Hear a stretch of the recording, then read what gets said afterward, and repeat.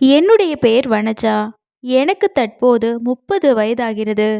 நான் கடலூர் மாவட்டம் குறிஞ்சிப்பாடி அருகே உள்ள மீனாட்சிப்பேட்டை ஜே நகர் பகுதியில் வசித்து வருகிறேன். என் கணவருடைய பெயர் முருகன்.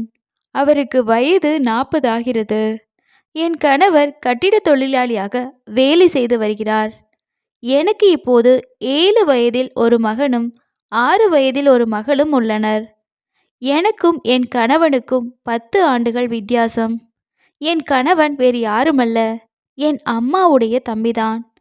என் கணவர் தினமும் கட்டிட வேலைக்கு சென்றுவிட்டு இரவு வீட்டுக்கு வரும்போது குடித்துவிட்டு தான் வருவார். நாட்கள் செல்ல செல்ல அவருடைய குடிப்பழக்கமும் அதிகமானது. இதனால் எனக்கு அவர் மீது வெறுப்பு ஏற்பட்டது. தினமும் அவருடன் நான் சண்டையிட்டு வந்தேன். அவர் தினமும் குடித்துவிட்டு வந்து என்னை கண்டுகொள்வது இல்லை. வாழ வேண்டிய வயதில் இப்படி குடித்து குடித்து என்னுடைய வாழ்க்கையை சீரழிக்கிறாரே என நான் அவர் மீது வெறுப்பில் இருந்தேன். எங்கள் பகுதியை சேர்ந்தவர்தான் கிருஷ்ணகுமார். அவருக்கு இன்னும் திருமணமாகவில்லை. கிருஷ்ணகுமார் என் கணவருடன் சேர்ந்து ஒன்றாக கட்டிட வேலைக்கு சென்று வருவார். என் கணவரும் அவரும் ஒன்றாக வேலை செய்துவிட்டு வீட்டுக்கு வரும்போது என் கணவர் மட்டுமே குடித்துவிட்டு வருவார். ஆனால் கிருஷ்ணகுமார் குடிக்க மாட்டார். என் கணவரை அவர்தான் பாதுகாப்பாக என்னுடைய வீட்டுக்கு அழைத்து வருவார். தினமும் என் கணவரும் கிருஷ்ணகுமாரும் தான் வேலைக்கு ஒன்றாக செல்வார்கள். மாலை இருவரும் ஒன்றாகவே வீட்டுக்கு வருவார்கள். அப்போது என் கணவரை கிருஷ்ணகுமார் தான் பத்திரமாக வீட்டுக்கு கொண்டு வந்துவிட்டு செல்வார். இப்படியே அடிக்கடி நடந்தது. என் கணவரின் குடிப்பழக்கமும் அதிகமானது. அதனால் நான் கிருஷ்ணகுமாரிடம் அடிக்கடி என் நிலைமையை கூறி வருத்தப்பட்டேன். அதற்கு கிருஷ்ணகுமாரும் எனக்கு ஆறுதலாகவும் சொன்னார். தொழில் காரணமாக என்னுடைய வீட்டுக்கு அடிக்கடி கிருஷ்ணகுமார் வந்து சென்றதால் நான் அவருடன் அன்பாக பேசி பழகியும் வந்தேன். ஒரு கட்டத்தில் இதுவே எங்களுக்குள் நட்பை ஏற்படுத்தியது. அதுவே நாளடைவில் எங்களுக்குள் தகாத உறவாகவும் மாறியது. என்னுடைய கணவரிடமிருந்து எனக்கு உடல் சுகம் கிடைக்காததால் நான் அதனை கிருஷ்ணகுமாரிடம் பெற்றுக்கொள்ள விரும்பினேன். அதன் பிறகு என் கணவர் தினமும் வேலையை முடித்துவிட்டு வரும்போது கிருஷ்ணகுமார் தான் என் கணவரை கூட்டிக் கொண்டு வருவார். என் கணவரும் மூக்கு முட்டை குடித்துவிட்டு வருவதால் வீட்டுக்கு வந்ததுமே அப்படியே தூங்கியும் விடுவார். அவர் வரும் சமயத்தில் என் குழந்தைகளும் தூங்கிக் கொண்டிருக்கும்.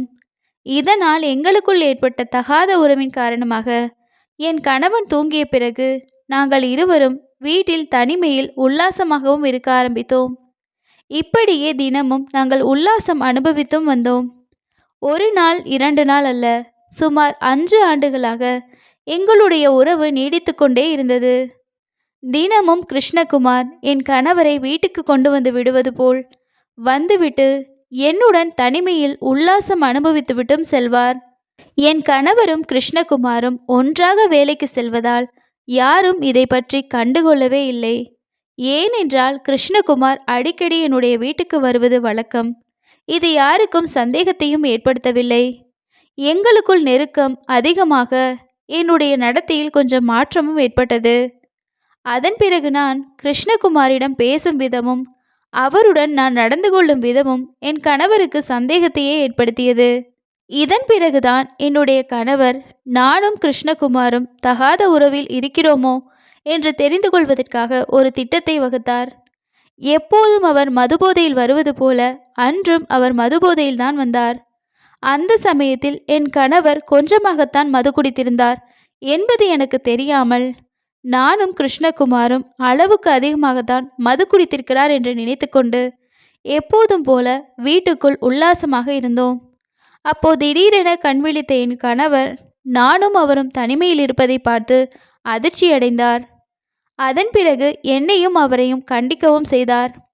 இனிமே நீ என்னோட வீட்டுக்கு வரவே கூடாதுன்னு அறிவுரை சொல்லி கிருஷ்ணகுமாரை அனுப்பியும் வைத்தார்.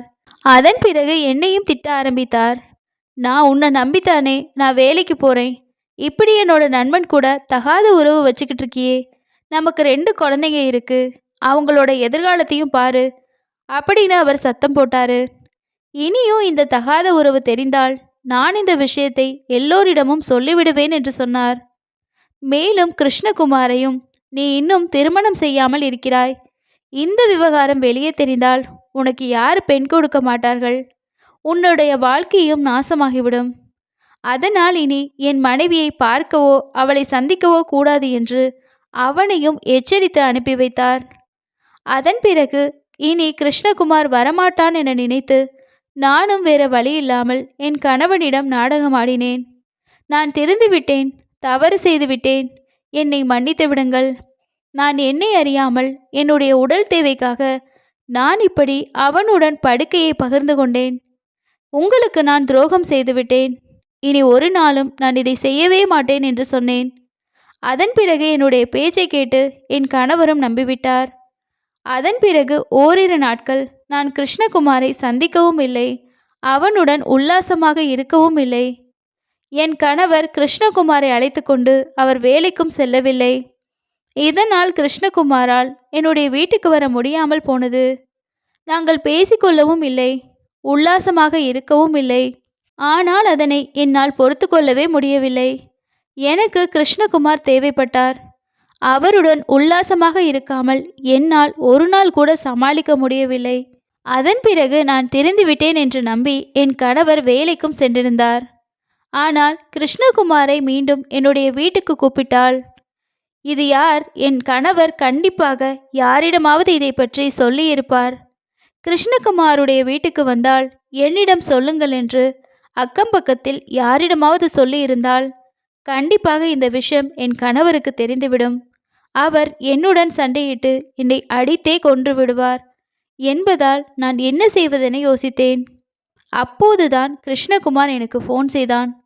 உன்னுடைய வீட்டில் வைத்து நாம் உல்லாசமாக இருந்தால்தானே உன் கணவனுக்கு தெரியும். நீ உன் வீட்டுக்கு பின்னால் இருக்கும் மரவள்ளி தோப்புக்கு வா. அங்கு நான் உனக்காக காத்து கொண்டிருக்கிறேன். அங்கு வைத்து நாம் இனி உல்லாசமாக இருக்கலாம். இதனால் நீ உன் கணவரிடம் மாட்டிக்கொள்ளவும் மாட்டாய். யாருக்கும் நம்மேல் சந்தேகமும் வராது என்று சொன்னார். நானும் கிருஷ்ணகுமார் மீதிருந்த மோகத்தின் காரணமாகவும் என் உணர்வுகளை கட்டுப்படுத்த முடியாமல் வீட்டில் இருந்த என் குழந்தைகளை விளையாட சொல்லிவிட்டு, அம்மா இதோ வருகிறேன், வீட்டின் பின்புறமுள்ள மரவள்ளி தோப்புக்கு நான் சென்றேன். அப்போது அதனை என் குழந்தைகள் கவனித்திருந்தனர். ஆனால் அதனை அவர்கள் பெரிதாக எடுத்துக்கொள்ளவும் இல்லை.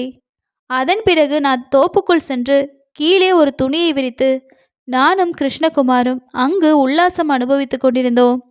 எங்களுக்கு எந்தவிதமான இடையூறும் இல்லாமல் தான் இருந்தது. நாங்கள் சந்தோஷமாக உல்லாசம் அனுபவித்து கொண்டிருந்தோம். அந்த சமயத்தில் வழக்கத்தை விட என் கணவர் சீக்கிரமாக வேலையை விட்டு வீட்டுக்கு வந்துவிட்டார். அது எனக்கு தெரியாது. வந்தவர் வீட்டுக்கு வந்து என்னையும் தேடியிருக்கிறார். நான் வீட்டில் இல்லாததால் என் கணவர் என் குழந்தைகளிடம் சென்று அம்மா எங்கே என்று கேட்டிருக்கிறார். அப்போது என் குழந்தைகள்தான் அம்மா மரவள்ளி தோப்புக்குள் சென்றார் என சொல்லியிருக்கிறார்கள். இதனால் என் கணவர் என்னை தேடி மரவள்ளி தோப்புக்குள் வந்தார். ஆனால் என் கணவன் வேலையிலிருந்து சீக்கிரமாக வருவார் என்று அறியாத நானும் கிருஷ்ணகுமாரும் தோப்பில் உல்லாசமாக இருந்து கொண்டிருந்தோம். அங்கு வந்த கணவர் நானும் அவனும் உல்லாசமாக இருப்பதை பார்த்து அதிர்ச்சியடைந்தார். இதனால் அங்கு எங்களுக்குள் தகராறு ஏற்பட்டது. அப்போது என் கணவர் கிருஷ்ணகுமாரை அடித்தார். இதனால் கோபமான கிருஷ்ணகுமார் கீழே விழுந்திருந்த துண்டை எடுத்து அவர் கழுத்தில் போட்டு நெரிக்க ஆரம்பித்தார். எனக்கு கிருஷ்ணகுமார் தான் முக்கியம், என் கணவர் முக்கியமல்ல. அதனால் நானும் அவனுக்கு உதவி செய்ய வேகமாக ஓடி என் கணவரின் இரு கைகளையும் பிடித்து கொண்டேன். அதன் பிறகு கிருஷ்ணகுமார் என் கணவனான முருகனின் கழுத்தை இறுக்கி துடிக்க துடிக்க அவரையும் கொலை செய்தார். அதன் பிறகு என்னுடைய கணவனின் உடலை அங்கே மறைத்து வைத்துவிட்டு நானும் கிருஷ்ணகுமாரும் வீட்டுக்கு வந்துவிட்டோம். உன் கணவனின் உடலை என்ன செய்யலாம் என யோசித்து ஒரு முடிவெடுப்போம் என்று சொன்னான். அதன் பிறகு நானும் எதுவும் தெரியாதது போல என் வீட்டுக்கு வந்துவிட்டேன். அதன் பிறகு கிருஷ்ணகுமார் தான் சொன்னான், எல்லோரும் தூங்கிய பிறகு உன் கணவனின் உடலை எடுத்து வந்து உன் வீட்டுக்கு பக்கத்திலேயே போட்டு விடுவோம். அதன் பிறகு விடிந்ததும் உன் கணவன் கடன் தொல்லையால் விஷமருந்தி தற்கொலை செய்து கொண்டான் என நீ நாடகமாடி எல்லோரையும் நம்ப வைத்து விடு என்று சொன்னான். அதன்படி நானும் சம்மதம் தெரிவித்தேன். எல்லோரும் தூங்கிய பிறகு என் குழந்தைகளும் தூங்கிய பிறகும் நானும் கிருஷ்ணகுமாரும் மீண்டும் மரவள்ளி தோப்புக்கு சென்றோம். அங்கு நாங்கள் மறைத்து வைத்திருந்த என்னுடைய கணவரின் உடலை எடுத்து வந்து என் வீட்டுக்கு பக்கத்திலேயே போட்டோம். அதன் பிறகு அவனுடைய வீட்டுக்கு அவன் சென்று விட்டான். நானும் எதுவும் தெரியாதது போல் என் வீட்டில் இருந்தேன். விடிந்ததும் என் வீட்டுக்கு அருகிலேயே என் கணவர் விஷமருந்தி தற்கொலை செய்து கொண்டதாக நானும் நாடகமாடினேன். என்னோட வாழ்க்கை இப்படி ஆகிருச்சேன்னு சொல்லி அழுகவும் ஆரம்பிச்சேன். என்னோட நாடகத்தையும் என்னுடைய அழுகையும் ஊர்ல எல்லாருமே நம்பிட்டாங்க. காரணம், என்னுடைய தகாத உறவு யாருக்கும் தெரியாது. என் கணவருக்கு மட்டுமே தெரியும். அவரும் குழந்தைகளின் எதிர்காலத்துக்காக இதை யாரிடமும் சொல்லவில்லை.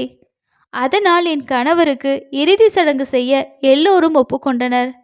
உடனடியாக என்னுடைய உறவினர்கள் அனைவரும் அதற்கான வேலையையும் ஈடுபட்டனர்.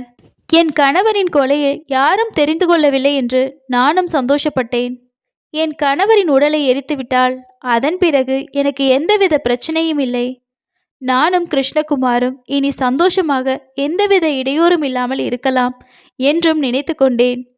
என்னுடைய கணவரின் உடலும் இடுகாட்டுக்கு எரிப்பதற்காக எடுத்து செல்லப்பட்டது. ஆனால் கடைசி நேரத்தில் யாரோ போலீசுக்கு தகவல் தெரிவித்தார்கள். என் கணவன் முருகனின் மரணத்தில் சந்தேகம் இருப்பதாக, அவருடைய உடலை பிரேத பரிசோதனை செய்தால் உண்மை வெளிவரும் என்றும் சொல்லியிருந்தார்கள். இதனால் உடனடியாக போலீஸ் இடுகாட்டுக்கு வந்துவிட்டனர். குறிஞ்சம்பாடி போலீசார் உடனடியாக வந்து அவரின் சாவில் எங்களுக்கு சந்தேகம் இருப்பதாகவும், உங்களுடைய கணவனான முருகேசனின் உடலை கைப்பற்றி பிரேத பரிசோதனைக்கு எடுத்து சென்றனர். அங்கு பிரேத பரிசோதனை அறிக்கையில் கழுத்து நெரிக்கப்பட்டதால் தான் அவர் இறந்தார் என்று தெரிய வந்தது. அதன் பிறகு போலீசார் என்னிடம் கிடுக்குப்பிடி விசாரணையை மேற்கொண்டனர். ஆரம்பத்தில் நான் முன்னுக்கு பின் முரணாக பதிலளித்தேன். அதன் பிறகு போலீசார் தங்களுடைய பாணியில் விசாரிக்க, வேறு வழியில்லாமல் நான் உண்மைகள் எல்லாத்தையுமே சொல்லிவிட்டேன். என் கணவருக்கு மது குடிக்கும் பழக்கம் இருந்தது. அவருடன் வேலை செய்யும் கிருஷ்ணகுமார் தான் அவரை தினமும் வீட்டுக்கு கொண்டு வந்து விடுவார். அவருக்கு இன்னும் கல்யாணமாகவில்லை. என் கணவர் தினமும் அதிகமாக குடித்துவிட்டு வந்ததால் என்னையும் அவர் கண்டுகொள்ளவே இல்லை. அதனால தான் நான் கல்யாணமாகாத கிருஷ்ணகுமார் கூட தொடர்பை ஏற்படுத்திக்கிட்டேன்.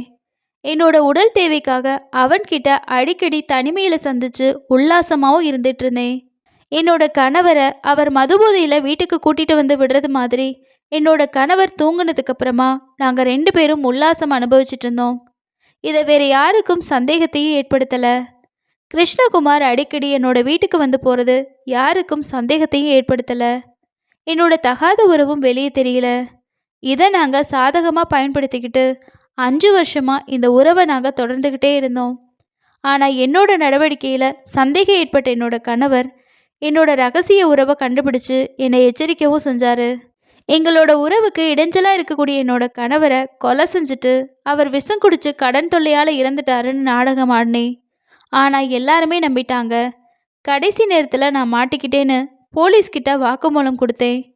இதையடுத்து போலீஸ் கொலை வழக்கு பதிவு செஞ்சு என்னையும் கிருஷ்ணகுமாரையும் அதிரடியாக கைது செஞ்சு கோர்ட்டில் ஆஜர்படுத்தி சிறையிலே அடைச்சாங்க. கணவர் இறந்ததுக்கப்புறமா என்னோட கள்ளக்காதலன் கூட சந்தோஷமாக இருக்கலான்னு நான் நினச்சேன். ஆனால் நாங்கள் எங்கள் கணவரை கொலை செஞ்சதுனால இன்னைக்கு தனித்தனி சிறைச்சாலையில் எங்களோட தண்டனைகளை அனுபவிக்க வேண்டியதாக இருக்குது. எங்களுக்கு என்ன தண்டனை கிடைக்கும்னு தெரியாது. ஆனால் நான் ஆசைப்பட்ட மாதிரி கிருஷ்ணகுமார் கூட இருக்க முடியுமான்னு தெரியல. இந்த சம்பவம் பற்றி நீங்கள் என்ன நினைக்கிறீங்கன்னு சொல்லிட்டு கீழே இருக்க கமெண்ட் செக்ஷனில் ஷேர் பண்ணுங்கள். அடுத்து இன்னொரு சுவாரஸ்யமான வீடியோவில் சந்திக்கலாம். நன்றி.